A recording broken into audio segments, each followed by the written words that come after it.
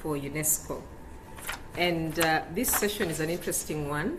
It's both visual, but also we have colleagues online who are joining in from different parts of the world. And for those in Africa, it's very late, extremely late, but they are creating the time to join us today. So it would be nice if you clap for them. They were so that they are encouraged. So some of them it's about 3 a.m., others it's 2 a.m., but they wanted to be part of this. So colleagues, want to say that we are very excited that you're with us online. And I can see from Ghana, from Liberia, from Kenya, from Uganda, from Matapelo. This is from South Africa, right? Ole Swatini. So we are very excited to have you online. Thank you so much. The session is about reforming teacher education for a resilient and peaceful Africa. And we are looking at how we can harness teacher CPDs, as well as collaboration and well-being to improve the quality of learning. It's an exciting thing that we are doing at the KIX Africa 19 Hub. And we have 3 presenters that are lined up for us today to share their experiences. And it's about learning from the countries, what they've been able to do in terms of strengthening teacher education amidst all the challenges that we have in Africa, and especially those countries that are within the conflict. So we are going to learn from the countries, we're going to learn some innovations, and also we're going to learn the kind of frameworks that they're using to align any competence enhancement, partnerships, and peace-building competences for teachers in Africa. So we were supposed to listen in from 3 countries, but Zambia could not present today because the person who was in charge of the data unfortunately passed away. So it was difficult to get through their work process. Now we are going to listen in from Ghana, from Nigeria, as well as UNESCO, ICBA presenting. And our first panelist is going to be none other than Maryann. They've worked on this presentation together with Yvonne. They're both from the KIX Africa 19 Hub, and they're going to talk about transforming teacher education in Africa through digital CPDs and regional collaboration. The essence is how has the KIX Africa 19 Hub nurtured collaboration among countries to learn on how to strengthen CPDs for teachers in Africa. So over to you, Maryann. You can share your presentation. And I don't know why this one is still on. Let me try to switch it off.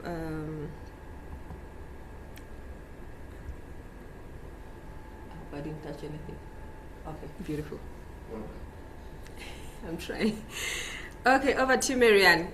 Just make sure you can hear us. You unmute and say hello to the team. Hello, team. Hello, Victoria. Good. Hello, colleagues in the room. Hello, Excellency Mr. Thomas Parker on the call. Very delighted to see you here and surprised given how late it is your time. And greetings to the few online members whom we have and all the people in the room right now. Yes, good to see you, sir. Thank you so much for the time, Victoria. I'm going to share on behalf of my colleague, Yvonne Mboya, who is, it's very late her time. She's in Kenya. So I want to make sure to acknowledge that this is her presentation and she wishes she could be here today. I know we have 15 minutes, so I'm going to just set my timer and try to keep it at that. So I'm going to be presenting a bit about what the KIX Africa 19 Hub has been doing to support the transformation of teacher education in Africa through a couple of things that we're doing, through digital CPD and regional collaboration. I want to start off by acknowledging the work that teachers do. Most of us have some teaching experience. Teachers in Africa, teachers everywhere for that matter, face enormous challenges in the classroom. And we want to acknowledge the incredible efforts and the leadership that teachers display every day, the quiet transformations that are happening every day in the classrooms throughout the African countries whom we work with. So with that in mind, let's acknowledge some of the challenges that they do face in the classroom. So just a few minutes on this. I know time is short. I want to acknowledge the truths that we're all aware of, that in many of the countries whom we work with in Africa, There is weak CPD implementation, weak systems for supporting CPD, and this results in teachers who are not fully prepared for the classroom. And even when there are opportunities for CPD, there is not enough opportunities for CPD. Sometimes these are irregular, these are limited. There might be a training off in a city or the capital somewhere in which very few teachers are selected to go for that, or the structure of the CPD is weak. So because of this, teachers are struggling to make sense of what they learn in CPD or get chances to obtain CPD opportunities.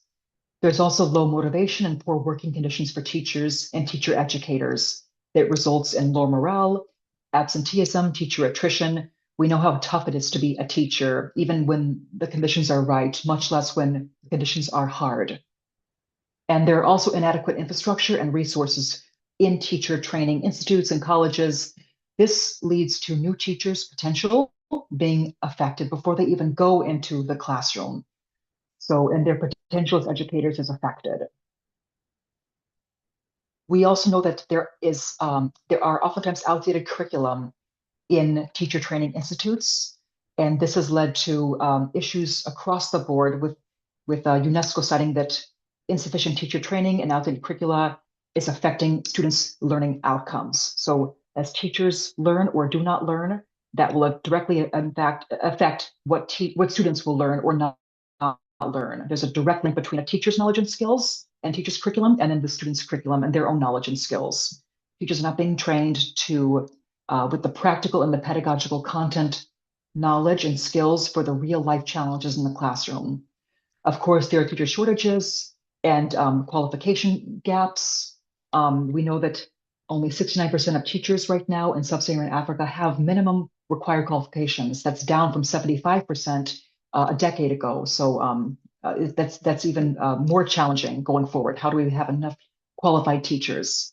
And there's a mismatch between the training the teachers receive and the classroom needs. And again, that leads to a mismatch between what they're coming away from CPD with and from their initial training and the challenges of their classroom. Sometimes programs don't have practicums, or they don't have mentorships with current teachers or with excellent teachers, and new teachers are dropped, and they're not able to use what they learn in teacher colleges or in CPD back in the classroom. We know these challenges exist.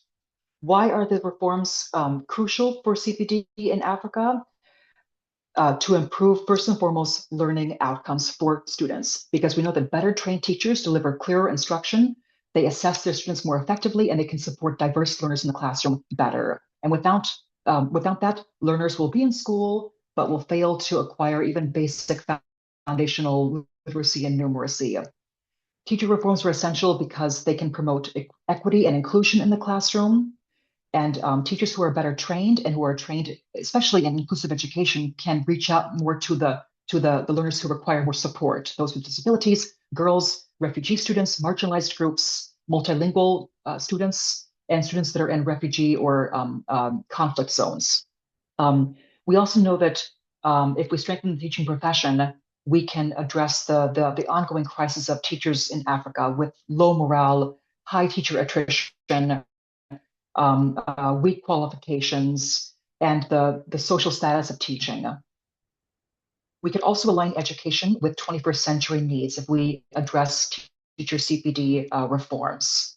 And we can support education reforms that are happening in the broader context, such as with competency-based education, inclusive education, digital learning, education for girls. Teacher education can support these broader reforms. No reforms can happen without a focus on teacher reforms within that. No reforms are even possible without a reform for teachers first.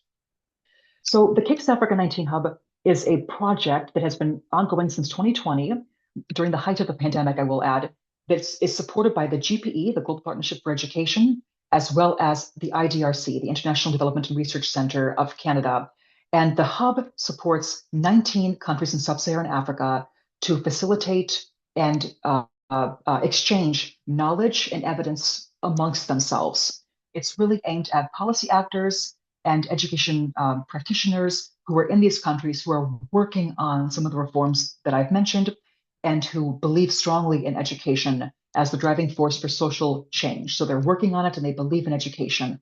We bring in people like that to the KIX Africa 19 Hub to share what they're doing well in their countries, what's going well, and also the challenges they have to implement the agenda. And the hub is managed by 3 partners: Nwokeocha, whom I work for, UNICEF Asaro, that's the Eastern Southern Africa Regional Office, and the African Union. And we have members from the AU in the room right now. You've seen my colleague Lukman Jaji, who's there.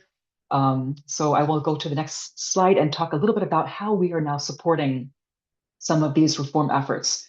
So the KIX Hub supports teacher education reform through some key broad efforts. That's research and evidence generation, such as on CPD effectiveness, what makes a CPD program effective, teacher policy implementation, what are some of the good strategies for implementing teacher policies. We have activities surrounding those areas, as well as teaching in crisis and low resource contexts. So we generate evidence on what makes a good CPD policy, a good teacher policy, and we share that evidence. We set up platforms to share that evidence with countries, country to country, so they can share their own experiences and their own good practices. And we have an annual event called the KIX Africa Symposium. It's a large research event. We have hundreds of researchers, policymakers, practitioners throughout Africa come and share at this typically a 3-day event on what are the excellent practices, the best practices in their countries for improving teacher education. Last year, we did this on AI and teacher education, so artificial intelligence. And so this event that we have every year helps to bridge the gap between the research that's being generated and the policy actions that are being taken at the national level, bringing these 2 actors together to lessen that gap between research evidence and the use of that evidence. And on the right, I want to highlight this picture from the 2 members from Kenya and Lesotho have been collaborating since 2024, I believe, 2023, I'm sorry, on how to strengthen inclusive teacher education in their 2 countries. So this is one example of what the KIX Africa 19 Hub is doing. So they're working together on joint policies that will support teacher education for inclusive education in their countries. So also the KIX Africa 19 Hub also hosts cross-country peer learning opportunities. So on teacher education reforms. So countries are better able to adopt tested solutions from other countries and adapt them to their own context. So I just showed the picture of Kenya and Lesotho working together. We have similar examples of Malawi hosting countries to come and learn about inclusive education for girls and for combating school-related gender-based violence. And the picture that you see right here is a visit by 7 countries to Zambia last June to learn about, to witness good TPD practices in action. And we have capacity strengthening workshops like that very often, about once or twice or several times a year, such as regional workshops, communities of practice, technical trainings, webinars that are targeted at Ministry of Education officials, educators, and teacher regulatory bodies to, again, share what reforms are working in their countries and talk about what is not working and why. It's that country-to-country peer learning that makes the hub what it is. So some of these initiatives have been implemented at the continental level, some at the regional level, and some at the national level. So the KIX Hub targets all 3 levels. And a couple of examples of those, again, just to highlight, we have the Africa Teachers webinar series. We have our communities of practice, which are running right now. We have regional workshops, and we have national dialogues. So these are typically 4 of the initiatives that we have ongoing that are reoccurring. On the right is a picture that I want to highlight of 5 countries that gathered together in Ghana last November to talk about what makes an effective CPD policy and what lessons can we take from Ghana's CPD policies to share with other countries, their visiting countries, for how they might improve and strengthen their own CPD policies in their own countries. So we're going to talk a bit more about this in a minute, but I want to highlight 2 of these workshops that I've mentioned. At these workshops, Zambia on the top picture and Ghana on the bottom, we saw more than 90 senior officials from 12 African countries gathering in these two countries to learn and to share with each other on what is making CPD work in their countries. And they were able to benchmark their own practices in their own countries and identify scalable models through comparative analysis. So that's important because if countries have a chance to benchmark with each other, they're able to compare quickly what is going well and maybe not so well in their own systems, their own policies, and then take that back home with them and share that with their leadership for change. Nigeria also hosted a similar workshop last September. This was at the national level. So the previous ones were at the regional level. This was at the national level. Nigeria held its own teacher summit on teacher education results that have come up from some GPE KIX projects in their country. They wanted to harmonize the results coming from these projects and ask the projects to come and share what has been their conclusion after 1, 2, 3 years of working in Nigeria. What have they learned about CPD and teacher education that the Nigerian government, the ministry, could consider adopting into their ongoing reform efforts? It was a dialogue that Nigeria had essentially with itself to learn more and to dive more deeply into what are the reforms that are happening in our country, the good practices, and how can we scale those up at the national level. We are also currently holding through the KIX Hub a virtual community practice. At this community of practice, we've had so it's a virtual space. I'll start off with a virtual the structure of it. It's a virtual space. It's been set up now since last July. It promotes the AU's and UNESCO's priorities of equity, peace building, and regional cooperation. It's a virtual classroom. We use WhatsApp, we use Google Classroom, we use email, we use the typical easily accessible digital tools to connect teacher educators, policy actors, and school leaders and head teachers to talk about CPD reforms in their countries and to try to identify what they can adapt and use going forward. So a quick result on that, now we've had about 6 months of implementation. We had 64 participants from 18 different countries on average joining 10 virtual sessions, and they wrote case study papers about their own country's teacher education reforms, and they interviewed teacher educators in their own countries to learn more about what is the mismatch between teacher colleges and curriculum, and then what teachers face when they go to their classrooms. And I know my time is running. We also have another virtual series. It's the Africa Teachers Webinar Series. It's been going on now since June 2024. We've had over 3,000 people from across Africa join in to listen in, to learn, to engage in Q&A and discussion, and also to share CPD efforts in their own countries and to deliberate on some of the challenges and solutions presented by leaders from across the continent. And we've had 50 plus countries represented. So what has been some of the impact of all of this? We have seen increased policy awareness, a greater understanding of teacher policy reform needs and opportunities. Last November, for example, after the Ghana workshop, which you'll hear more about in a few minutes, the Gambia launched the Professional Standards Board under the Education Act of 2018. Its first formal mechanism to strengthen teacher regulation and professional standards. So that's a direct result from one of the activities that we hosted last November, is a reform effort in the Gambia. We've also had several countries who have reviewed and updated their CPD strategies. For example, last November, the Ministry of Education and Training in Lesotho signed a memorandum of understanding with the Teaching Council of Zambia with a clear roadmap to develop and enhance a teacher management information system, a TMIS system in Lesotho. And this is expected to be rolled out by September of this year. And we're supporting Lesotho to do this. We've also seen an impact of these activities through enhanced national capacities, such as an improved ability to design and implement CPD frameworks. In June of last year, as a result of the workshop that we held in Zambia on good practices in CPD and teacher councils, we saw the Teaching Council of Malawi strengthen its approach to TPD by sponsoring officers to go and visit the Teaching Council of Zambia to learn about CPD and integrating CPD with TMIS. So they have continued their own partnership because of the partnership that we fostered from the beginning. They have continued that relationship and they're working together, like Kenya and Lesotho that I shared earlier, working together on inclusive education for teachers. So of course, this all comes with many challenges.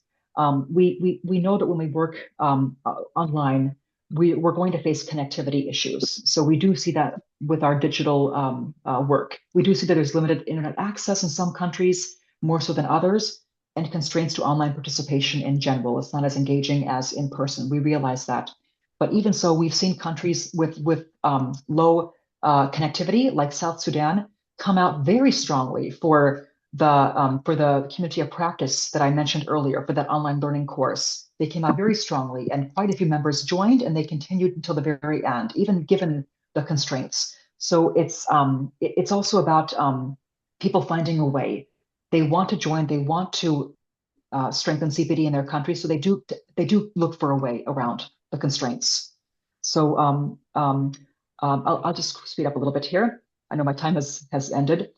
So a conclusion, and I'll open up to Q&A soon as well. So a summary of these key insights. We know that teachers face limited access to quality CPD across the countries whom we work with in the KIX Africa 19 hub. We know that these challenges exist, and we know that they are also making tremendous efforts despite these challenges to rise up every day in the classroom to address the needs of their learners in the best ways that they can, using whatever knowledge they have been equipped with at that moment in time. So there's a quiet transformation, a quiet revolution happening in classrooms across the continent, despite the challenges, despite the needs, despite low morale, despite absenteeism, despite everything. Teachers are still doing a tremendous job. We know that strengthening teacher capacity, fostering collaboration amongst educators and policymakers, and building inclusive, sustainable, peaceful education systems, these are crucial priorities that will increase students' learning outcomes. So strengthening teacher capacity first will then lead to strengthening students' learning outcomes. We need to meet the two together. We also know that online platforms and cross-country partnerships are expanding access to CPD through the work that we do, enabling a rich exchange of knowledge and evidence on what's working, and strengthening this policy dialogue across these 19 countries whom we're working with. We're seeing tremendous dialogue happening. I can't stress that enough. We're seeing dialogue, rich dialogue happening throughout our countries at the national level, and the regional level, and then across the continent at the continental level through our research symposium that gathers hundreds of people together every year. And finally, I want to end by saying that these initiatives are showing strengthened collaboration, increased capacity for countries to improve their CPD design and also rollout. And even though the challenges in connectivity and everything remains, we're seeing increased collaboration, partnerships, and motivation to strengthen CPD in our countries. Victoria, that's my last slide. I want to end there, but also thank everybody for your attention, and apologies for going a little over time. Thank you, Victoria. Back to you. Thank you so much, Maryann. Can we clap for her?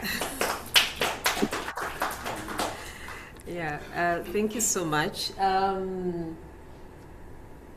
In the house, we have quite a number of colleagues here that have joined us. I won't have to mention the details, but just know that you're not talking to an empty room. There are quite a number of us here. And without wasting much time, allow me to quickly invite Professor Steve. No, it's Hazel. Hazel, who is the Director for Quality Assurance at the National Teaching Council of Ghana. She's going to be talking about how they have institutionalized CPDs for equity and quality education. And then she's going to lay emphasis on the role of teaching councils in transforming teacher education in Ghana. So she's building on the pace that Maryann has given us. And so Hazel, over to you. Hazel Sarpong, Konadu. Yeah, thank you so much, Victoria. Good evening from Ghana, and thanks so much for joining in. I also thank my colleagues from the National Teaching Council who have been able to join in here. Can you see the slide? Not yet, Victoria. Okay. Yeah. Okay. Please bear with my IT skills. I'll need all the help possible here, but I'm trying. So we share. Which one do we share now?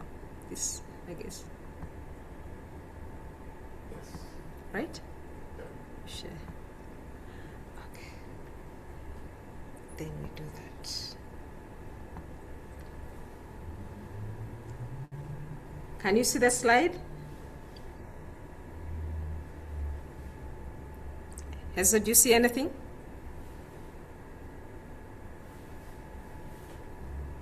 I need help. Hazel? Victoria, the slide is coming, but it might be that Hazel's on mute or maybe she's frozen. Okay, so you can see it from The your slide side, is right? coming though. I can see it. And they're moving, right? Because I'm They're moving moving, them. but Hazel Okay. might be frozen. Okay. Hazel, can you talk to us? Oh, she's off. Maybe she should turn off her camera. Okay. She's off. I think she's going to come back. Do we move to Professor Steve? Do we move to the next presenter? Sorry, these colleagues were denied visas. That's why they are presenting online. Yeah. Welcome to the real world, right? Yeah, We so apologize. yes. Professor Joshua is apologizing on behalf, yeah, so that's what's happening. Okay, so maybe we can have Professor Hazel. Can you turn off the video Yes. and then you present Turn off, right? the video, your video? Okay. Okay, but do you see the screen and the slide? Yes. Okay, so Yes. you can start. You can start. I'll So move them. You please let me know. let's have the next slide.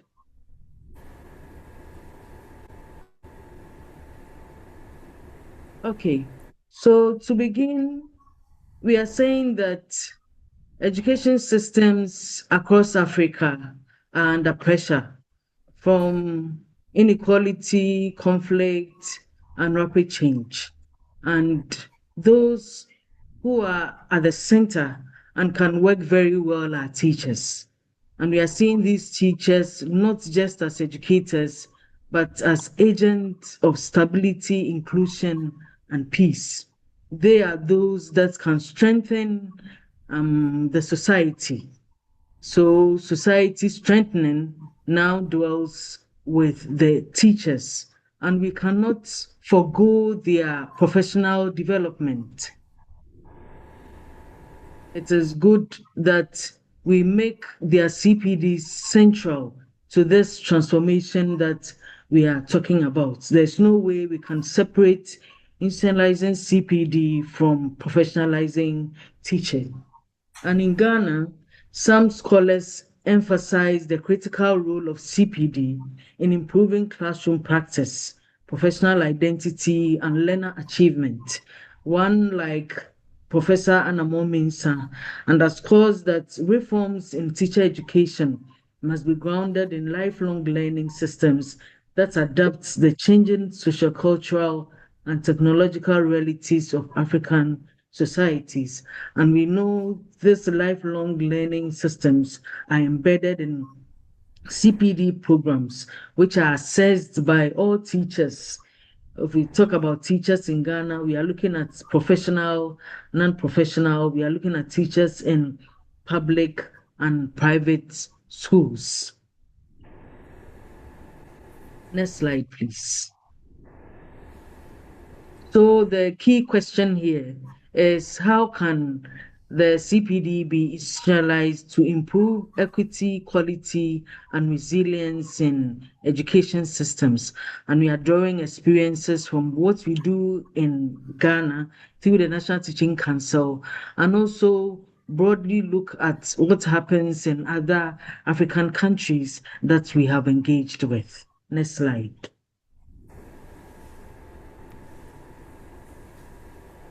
So in Ghana, we are looking at CPD not just as training, but as a continuous and structured professional growth, where teachers are nurtured even after they have gone through their in-service training to grow in the profession.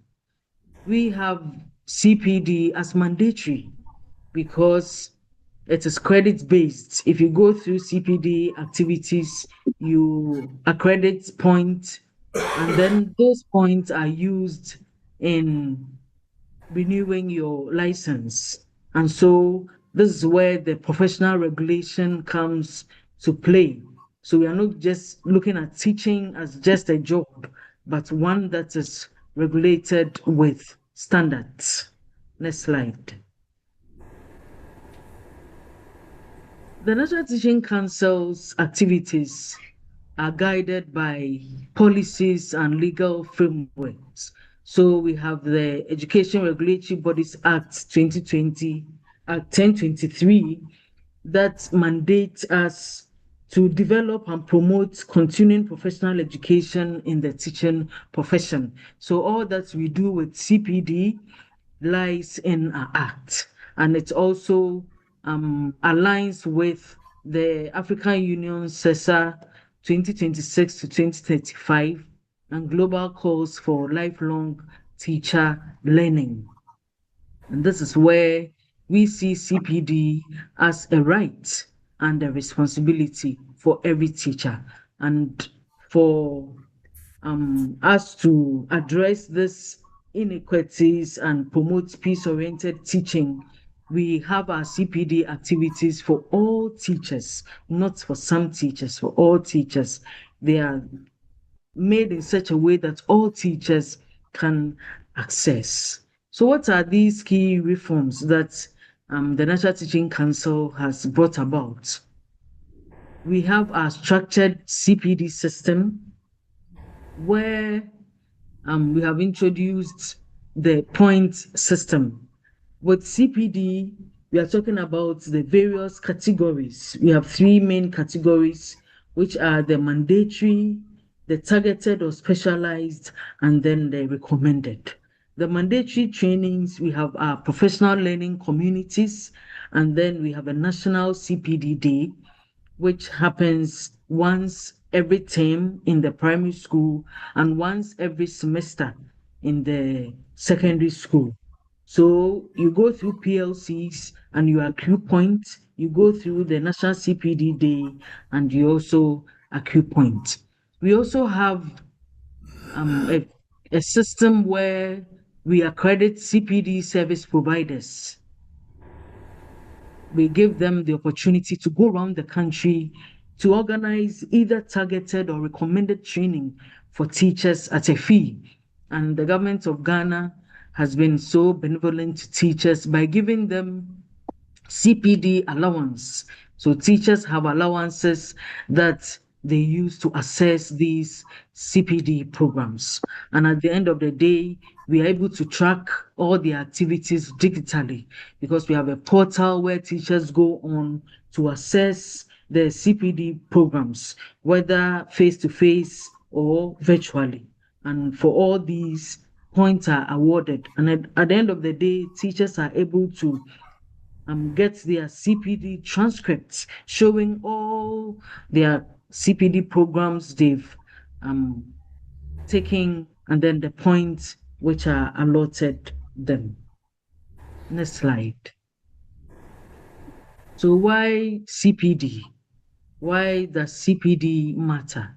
CPD helps improve teaching.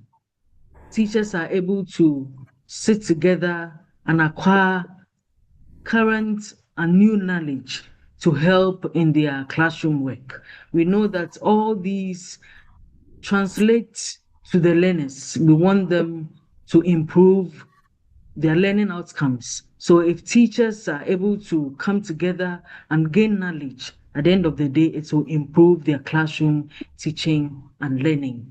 When teachers gain this knowledge, it strengthens their confidence. So we have teachers come to class, teach confidently, tell learners what is happening currently in the education space. It also helps them encourage reflection. Hitherto, teachers will teach and go back home, but now they teach and they have time to reflect on what they have taught. They have cases where they have other teachers joining their classes and then sitting with them to go through reflection to make sure they are doing the right thing. And all of these support equity, bringing about inclusive and equitable education in the country. Next slide.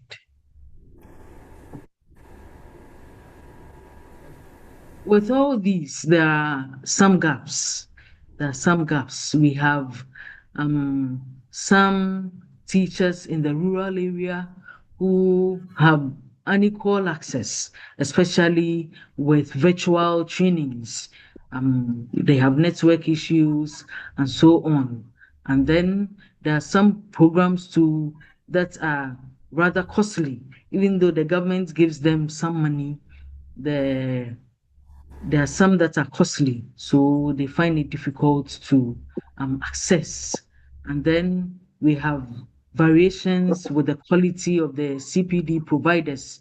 We have some providers who probably will not go through the needs assessment stage and will deliver programs that the learners already, the teachers already know. So these are some of the gaps that we can talk about. Next slide. So looking broadly, I think Maryann mentioned that in Zambia, they are doing well and Malawi is learning from. Nigeria is also doing very well with CPD programs, and so is Ghana. So we have other countries coming in. Last November, we had this regional collaboration where Anglophone countries in West Africa came together to learn from one another. So we had Nigeria, Liberia, Sierra Leone, the Gambia. We have representatives from Zambia, Kenya coming in to share what they do. And then Ghana also sharing in, and this giving us the opportunity to learn from one another. Ghana has our CPD framework, and so are other countries. And this gives us the opportunity to share so that we can have common standards and values to build peace-oriented teachers in Africa. Next slide. We are saying that CPD shouldn't only look at pedagogy. We know that teachers go through some problems. They go through stress, they go through burnout, mental health, and so on. And so while we put together courses for pedagogy, we should also consider their well-being support, their mental health awareness, and then safe and supportive school environment. Now, what are some of the key lessons that we can learn from Ghana? I'm trying to fit in within the 15 minutes. So Ghana has its strong policy.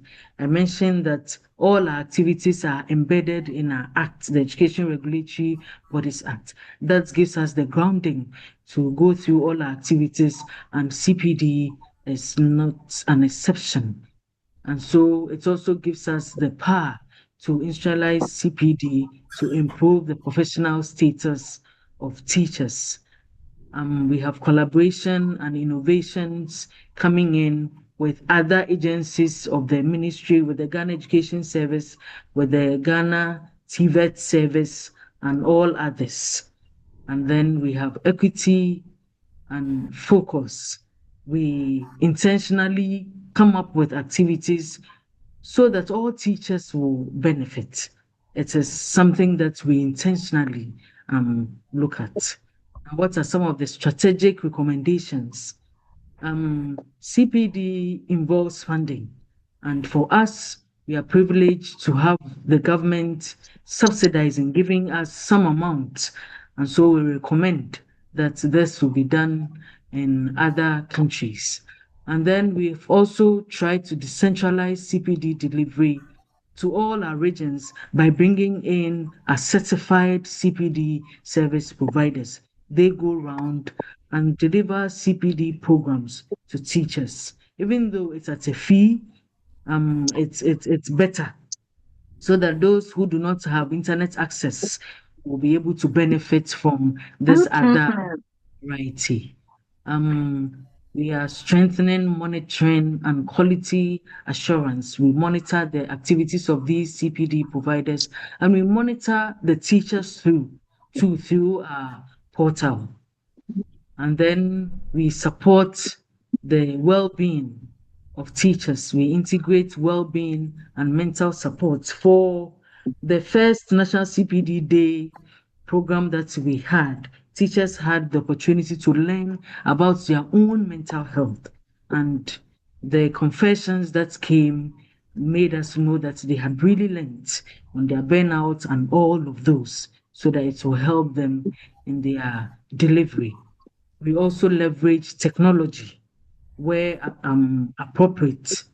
Where there are no networks, we encourage face to face, but where there's network, we'll try to leverage technology to engage the teachers. So, what have we done to contribute to peace and resilience? We have built competent teachers through CPD. We have built confident teachers who are able to deliver, which hitherto we didn't have. We have inclusive classrooms where learners of all types are handled by our teachers.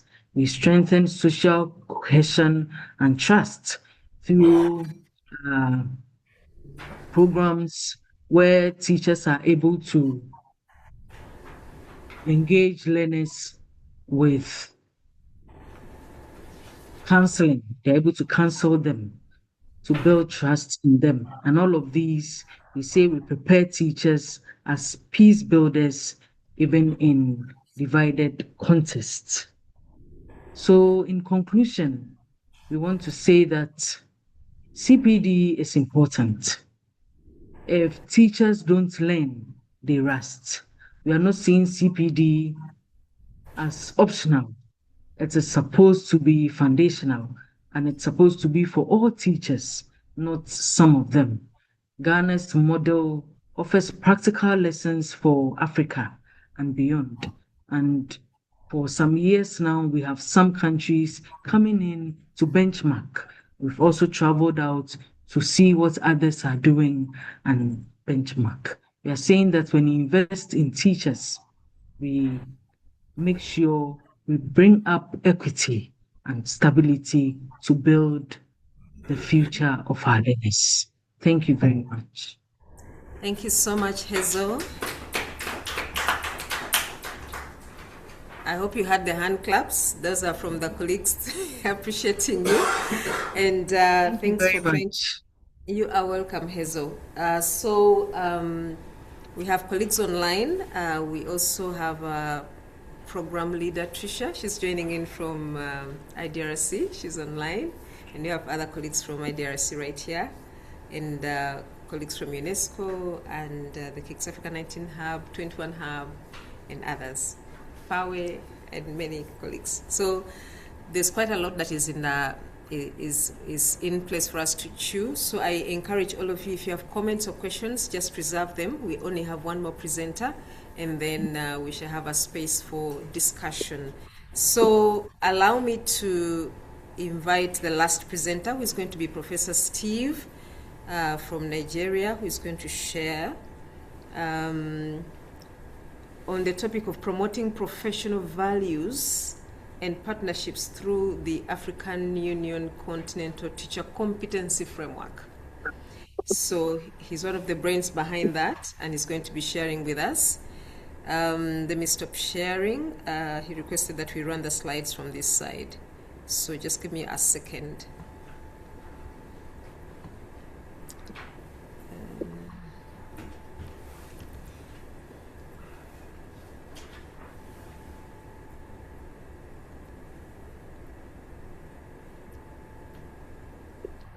This is Ghana. Let me close this.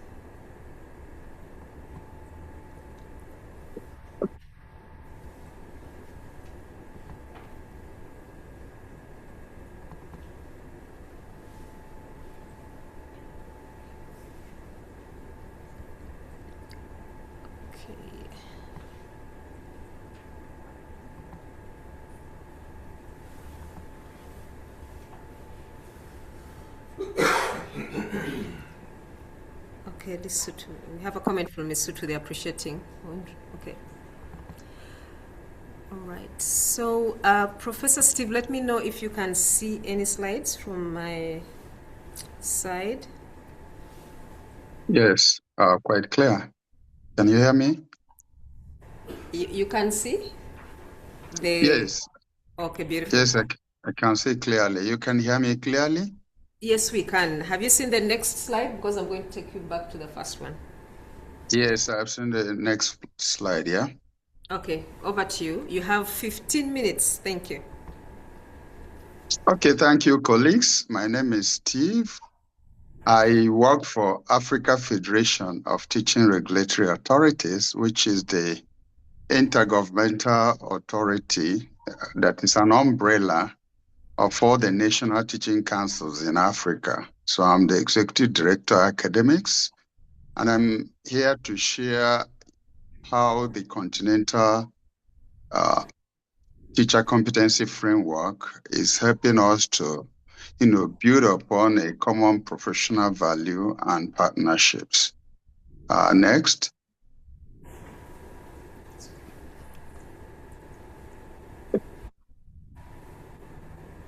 Yeah, next, Victoria. Yes, I'm trying to. Okay, it's fine. All right. The African Union has 55 member states, and each is rigidly tied to its history, traditions, political structure, and socioeconomic contexts. So the context is also divided along the colonial languages and even education systems: English, French, Portuguese, and Spanish. And in addition, most of North Africa is further predominantly Arabic, both in their education system and in language as well. These divisions have posed serious challenge to the unity of the continent. And this extends to inability of the teaching profession in Africa to sufficiently interoperate or enjoy mutual recognition or even share best practices.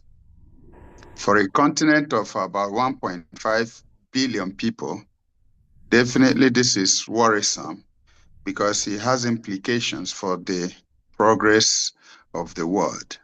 Next slide. To tackle this challenge is one of the key reasons that the African Union was officially launched on July 19th, 2002 in Durban, South Africa. And this was followed by the adoption of various overarching frameworks, quite a number of them, but key is the African Union Agenda 2063, the Africa we want. And the one particularly for education is the Continental Education Strategy for Africa, called CIES. It has run the first course of 10 years, 2016 to 2025, and we just started a new one, 2026 to 2035. Now, the first strategic objective of CIES, and which is Africa's #1 education referential framework, is to revitalize the teaching profession. Making the teaching profession the first strategic objective of CIES underscores the African Union's belief in education, and particularly in teaching as the key to education. So from CIES then, we derive what we now call the Continental Teacher Competency Framework. Next slide. Yes, the what we call the competency framework is actually 3 in 1. Yes, one of it, the one in the middle, in the photographs you're watching, is basically the competency framework. But it came with other documents, for instance, the teacher qualification framework, which elaborates what must happen around the competency framework. And it also came with the guidelines for the teaching profession, which emphasizes the legal and regulatory environment for teaching. Because the African Union believes that you don't just talk of competency alone, you have to have a holistic framework that addresses qualification issues and regulatory issues. So that's why it is 3 in 1 competency framework. By merely reading about the competencies that teachers should have, one will not sufficiently grasp, the amazing work and thought that have gone into rethinking the professionalization of teaching in Africa.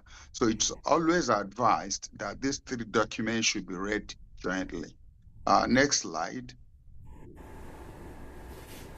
Yes.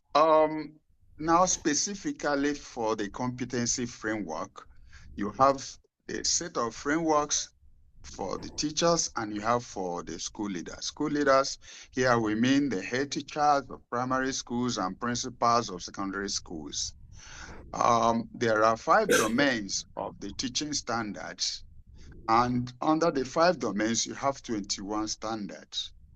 And under the 21 standards, you have specific competencies. And then we must also know that this competency framework is organized around career stages. So you don't just know the domains and the standards, you must also break this down career stage by career stage. You have the beginner, you have the proficient, you have the expert, you have the distinguished. This is the very first time standards in Africa is becoming, continental, and is also being organized in this fashion. If you also check the school leaders, there are 7 domains and 27 standards. Again, there are also 4 career stages for school leaders. They are named exactly the way career stages are named for the teachers. That is beginners, proficient, expert, and distinguished. But they all have their different terms and conditions and contexts. And these all together constitute what we have now as the African Union Continental Competency Framework, something that is in a structure that aligns with what you have in most parts of the world, from Australia to US to UK. There is a lot of complementarity at this time that have gone into the development of the competency framework, so that you will not only have competencies that could become interoperable in Africa, but also globally. The next slide. Yes, achievements of these continental competency framework. We know that whoever says profession says standards. Standards is at the heart of every profession and is at the heart of regulation. And that's why some teaching councils even answer the name directly, Standards Commission. I know I have one like the Georgia Standards Commission. Some take the name standards directly as their name. That underscores how important standards are for any profession and for regulation. Therefore, the AU Continental Framework has come to be the fulcrum of professionalization of teaching in Africa. Everything now revolves around the standard, so that there will be a common kind of platform and a common kind of benchmark for regulating teaching and quality assurance. The wide acceptance of the framework, not only by the countries, but also by the development partners, means that most of the investments on pre-service teacher education and CPD have, become based on the competency framework. They now use the competency framework as their target and as their guidance. In other words, the competency framework has become a universal benchmark, has become a universal referential point that is dissolving and melting that kind of rigid division that could not allow the countries or their teaching professions to work together, to collaborate effectively, to mutually recognize one another. And more importantly as well, it's also engraving value systems, philosophies, beliefs that are universal, much as it allows room for contextualization and domestication. And then the last point on this page is that this new development has created a level of synergy, a level of unity and resilience that never existed before in the teaching profession before the development of this continental framework. Next slide. We look at vehicles that are driving the competency framework. As I did mention, I work for Africa Federation of Teaching Regulatory Authorities. This is a continental authority, a continental umbrella of the national teaching councils in Africa, and it's also intergovernmental. So it works closely with the African Union, and as Victoria mentioned, in fact, AFTRA was the lead in developing these frameworks, and AFTRA has been at the center of ensuring that throughout the continent, the purpose for the development of the competency framework is achieved. So AFTRA is at the forefront, African Union, and UNESCO IGBA, which is the Category 1 institute of UNESCO in Africa, devoted to capacity building, within the education sector in particular. And of course, we have what we call the CIES Teacher Development Cluster. The Teacher Development Cluster is a branch of that continental education strategy, because to implement the education strategy, clusters were created to take charge of several sectors. So the teacher development sector takes charge of anything that has to do with teacher development and professionalization of teaching. These 4 key agencies, continental agencies, have been at the forefront of driving the framework. And of course, UNESCO IGBA, African Union, and AFTRA jointly lead that cluster. So we now go to AFTRA. One of the flagships of AFTRA is what we now call the continental licensure. In order to implement, because often it is said that Africa can make a lot of policies, but implementation is a problem. So our problem seems not to be making policies. We can come out with a dozen of it in a short while, but implementing it is a challenge. And this is one framework that AFTRA and African Union and its partners have taken every initiative to ensure it is implemented. And one way we are doing that is to commence licensure of school leaders across the continent based on those standards, so that when a school leader has this licensure from AFTRA, together with African Union, IGBA, and Education International, we're all working collaboratively. They can work in any other African country. And this is quite easy because AFTRA is umbrella of all regulators in Africa. And under AFTRA, this mutual recognition has also been almost endorsed. So what is important now is to get it done. And then for UNESCO IGBA, for instance, it is also contributing through mapping standards and also benchmarking what is happening in the various countries with what we have in the competency framework. And through this mapping study and situation analysis that have covered the entire country, UNESCO IGBA has developed what we now know as UNESCO scorecards, coded as 563.99. 5 criteria, 63 dimensions, and 99 indicators. With this, you can check through all the different domains of any teaching standards, including the content of the teacher qualification framework, including the content of the guidelines for the teaching profession, even including the UNESCO 2015 guide for teacher policy development and all other related frameworks that ensure holistic implementation of teacher policies. So this scorecard has become a very powerful tool. We are now applying it. Currently, Nigeria has done it. Almost all the Anglophone countries in West Africa, and we are moving to Zambia. So we are using this scorecard to benchmark, to evaluate, and to guide implementation of standards. And so this competency framework is no longer what we have as abstract something on paper, but something that is revolutionizing and guiding countries to, come on the same kind of page with the rest of the world in terms of their standards. So at this point, I say thank you very much. And I say, yes, we can, because we are doing everything to show that we can really join the rest of the world in making teaching profession a respectable, high quality, licensed, registered, and regulated profession. Thank you very much.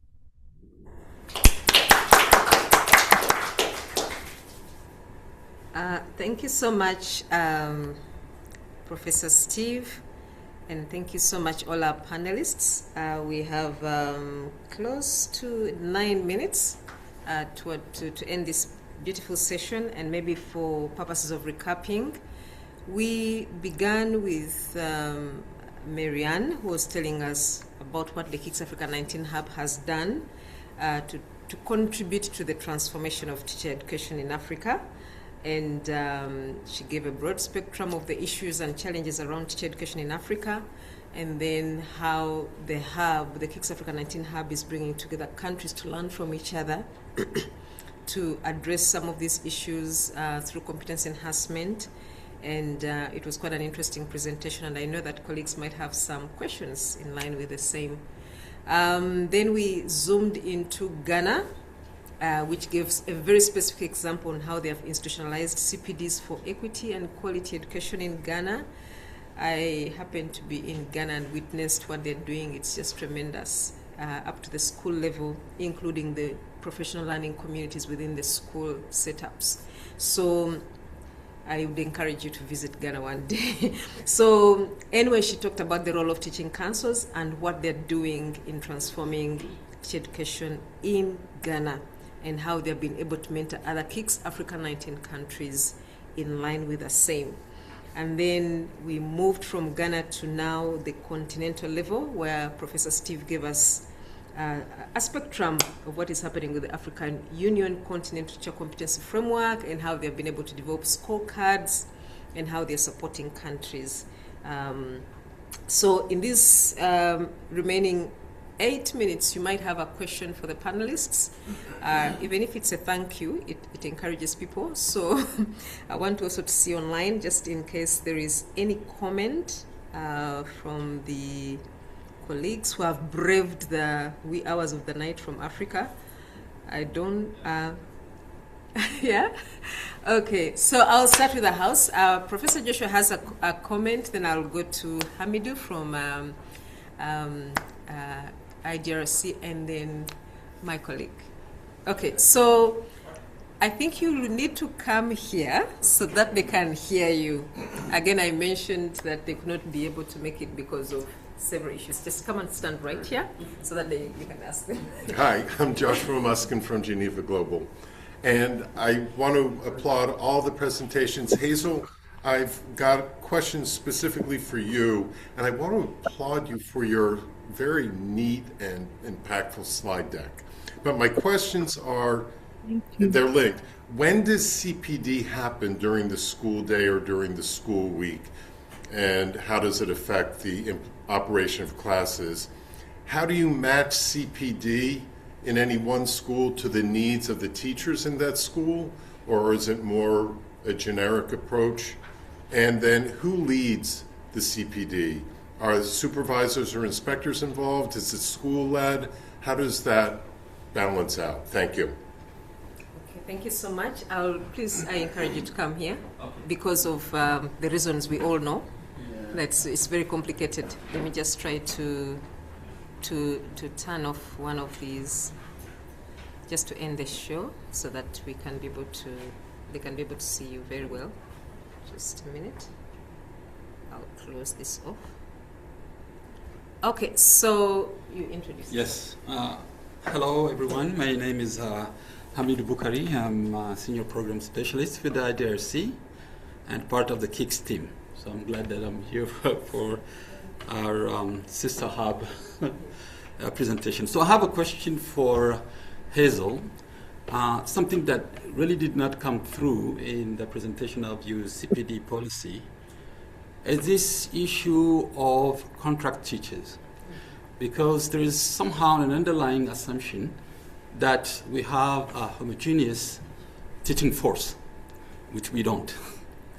I thought that this issue of contract teachers was only in French-speaking countries where they have hired a lot of people with very little academic background and very little pre-service training.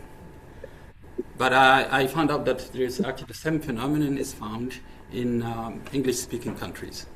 So do you have a differentiated approach to CPD? And if you do, what are the kind of people do you have in your teaching force? And the same thing, I have a question for the AU. They have this broader competency framework, and I'm not so sure whether that competency framework also includes these kind of issues, because somehow they're just being swept under the rug, and it's a really serious issue in our countries. So these are my two questions. Thank you. Thank you so much. Thank you so much, Hamidou. We have one more colleague who is going to be asking a question. There's also another one online from Dr. Esaete. Do all CPDs attract credit? You will have to respond to that. Thank you so much. My name is John Piri, coming from Zambia. For the past 7 years, I've been working with the Ministry of Education in Zambia to enhance school-based CPD. So I found presentations quite interesting and aligning with what we've been doing. So my question is to do with the issue of inequalities and also inconsistencies. Zambia has a very well-established system. CPD is taken as policy and quite embedded.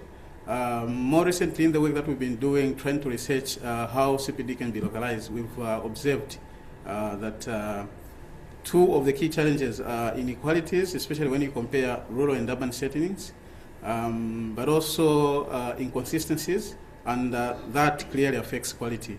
So I just wanted to get some of the insights, especially from Professor Steve, because of the experience of having witnessed CPD across countries. So what are some of the key insights that can help with the issue of inconsistencies? Thank you. All right, I think we'll take those questions. Don't forget the one online. Do all CPDs attract credit? This is from Dr. Esaete from Uganda. Everyone is appreciative. Nice to be with you virtually. Okay, there are many, quite a number here. Okay, we have also Elizabeth saying that we are still struggling with the development of the CPD frameworks in Uganda. Since Ghana legal frameworks are successful. Okay, this is very encouraging. Okay, to complement scorecards, yes. Professor Steve, yes. Okay, I think you can able to read the comments on from your side. So, in the remaining 2-3 minutes, I'll hand over to Hazel. Hazel, can you start us off and then hand over to Professor Steve? Please keep it because we have very short time. Thanks. Thank you. A question was asked as to whether we have specific days for CPDs. We have a specific day depending on the school. So some schools choose Wednesdays, others choose Fridays. around 3 p.m., where learners would have closed and gone home to sit and have their CPDs. Who leads? The head is supposed to lead together with the curriculum leader. So every school has a curriculum leader. And in the various schools, they have plans. They plan which CPD activity to go through for the term. There are some which are generic, that will be for the entire school. And there are some too which are for the various departments. So we have probably the early grade department coming together. We have others too coming together to look at areas that they can strengthen in the school. And then a question was asked with the non-professional teachers, the contract teachers. In the public sector, we have a few, and even with them, they're supposed to join the other teachers depending on the topic. If they also have to come together to look at this, they do that. For the non-professional teachers in the private schools, we are now looking at how to design their CPDs. That is something that we are working on now. And then as to whether all CPDs attract credits, CPDs accredited by the council attract credit points. So our PLCs, the National CPD Day, then CPDs organized by our accredited CPD service providers, they all attract credit points which teachers use to renew their license. Thank you. I hope I've answered all the questions. Thank you so much, Hazel. And maybe you may want to type your email address in the chat room so that your colleagues can touch base with you later. Over to you, Professor Steve. Yes, thank you. Let me take the last one about inconsistencies in teacher professional development, the challenge of contract teachers and all of that. As my presentation has shown, that is why we are working from the continental level and mapping what is happening and creating a common benchmark, the scorecards. These are the things they are addressing because we still don't have an even landscape. This week, African Union had a continental workshop on CPD, just like what we are discussing here, and also trying to compare how countries are, faring with implementation of the teacher qualification framework. So all these things are ongoing, and there's a lot that we couldn't discuss here. There are a lot of other frameworks and researches. If you know, African Union has conducted the research on the teacher living, working, and training conditions. And all of these issues came up, and that has led to so many frameworks that are being developed, including the one for mental health and well-being, including the competency, and a lot of frameworks and policies around contract teachers. So all I will say is that the issues are very well known and they are being followed up through different frameworks and approaches, and we're working closely with the countries to ensure they come on board with what the continent is thinking about. For Uganda, that has the challenge of CPD framework. These are all part of what you find in the scorecards and the benchmarks we are dealing with. I would conclude by saying that, like my other colleague that said, with my experience across the continent, the countries that are having all these good stories have one thing in common. They have made a law to regulate teaching, and they have set up a national teaching council that makes it its own primary responsibility to, and they belong to continental bodies like AFTRA and even the global body, which we call the AFTRA. So when countries don't have a law regulating, they don't have a specialized institution, they don't even belong to the networks where all these frameworks are developed, originated, and implemented. It's a pitfall. So one thing in common from Ghana to South Africa to Kenya to Zambia, all the good stories that are coming, one thing in common, they have passed a law to regulate teaching, and they have a teaching council. So this is something we over-highlight in the scorecards. And with it, you draw experience to do your national CPD framework, national pre-service framework, national framework for mental health and psychosocial support, and even licensure and registration and so forth. So that is my last, kind of statement, that part of takeaway is to ensure that countries have come up to legislate the regulation of teaching in line with the modern way teaching is regulated. In some countries, they say it's in their law, and they made all types of general statements, and that has not helped. We need something focused, and that's the success story that you're seeing across many countries. Thank you. I think let's just clap for this panel. Yes. Martha, you have just one comment, right?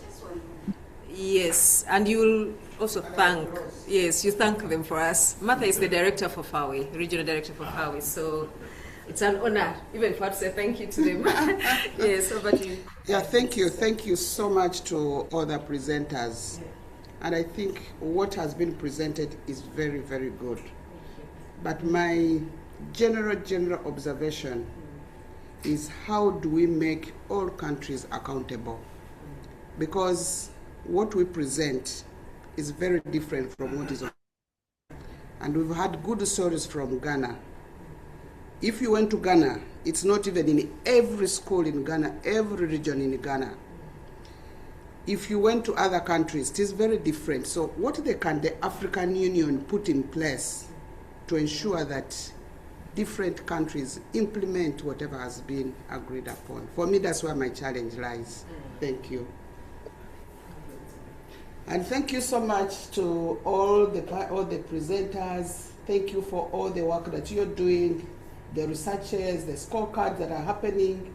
And I want to say, let all of us put effort together and see that we are able to support, contribute to ensure that all the good things cut across the different countries. Thank you. Thank you so much. Thank you so much. We don't know what is happening to our sister here, but thank you, everybody. And thanks to the audience. We really appreciate. Thank you, colleagues online. We appreciate you. Our sister, you can switch off your video.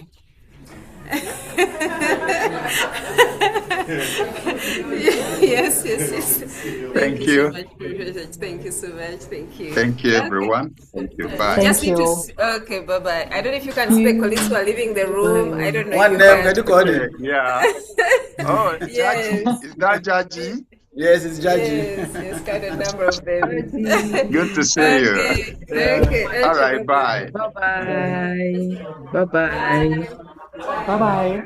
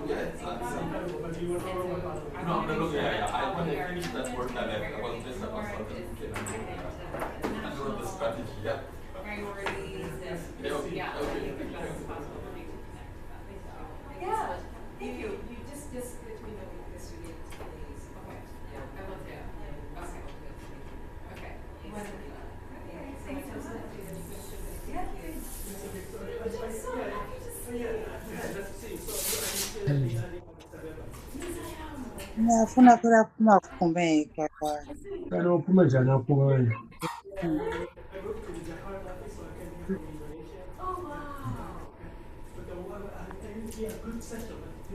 Zan kira mutane da alamun wani.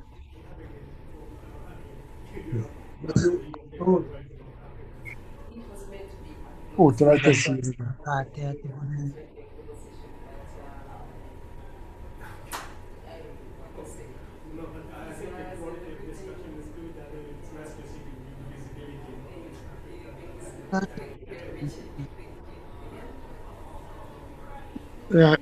It's not to live. Not to live in a hammer way.